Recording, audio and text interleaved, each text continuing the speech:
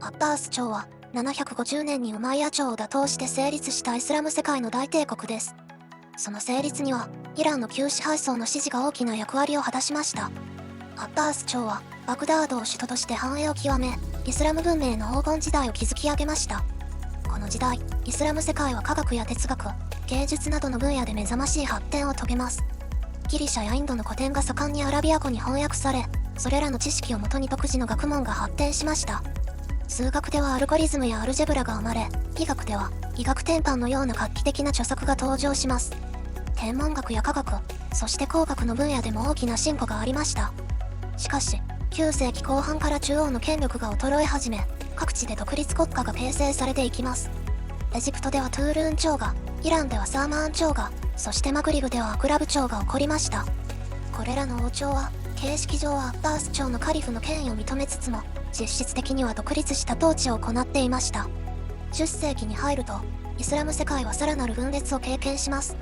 北アフリカではファーティマ朝が起こり、エジプトを征服してカイロを首都とする強大な帝国を築きます。彼らはシーア派の一派、イスマーイール派を報じており、スンナ派のアッバース朝とは激しく対立しました。一方、イラン東部ではガズナ朝が台頭し、インド北西部にまで勢力を広げます。彼らの遠征は、後のイスラムのインド進出の先駆けとなりました。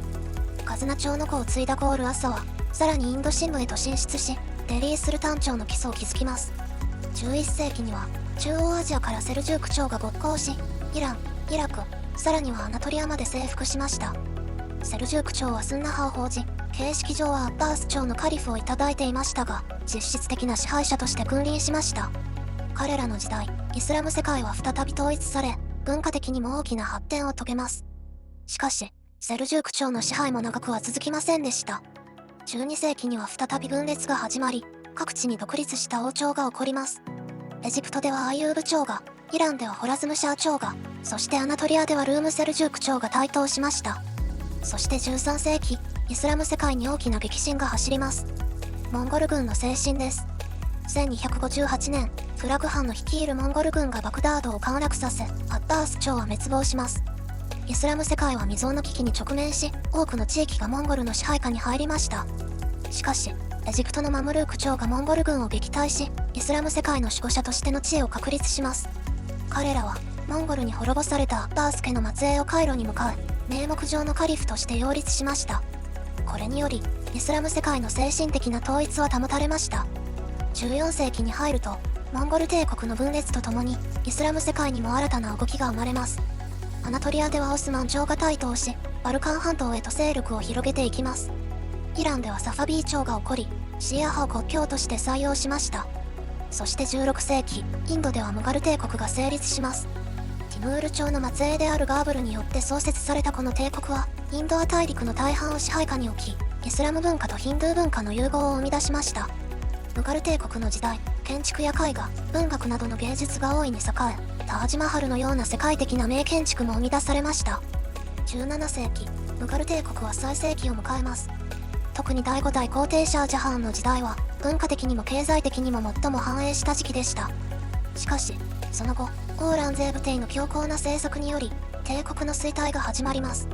ヒンドゥー教徒に対する差別的な政策が、マラーターなどの反乱を引き起こしたのです。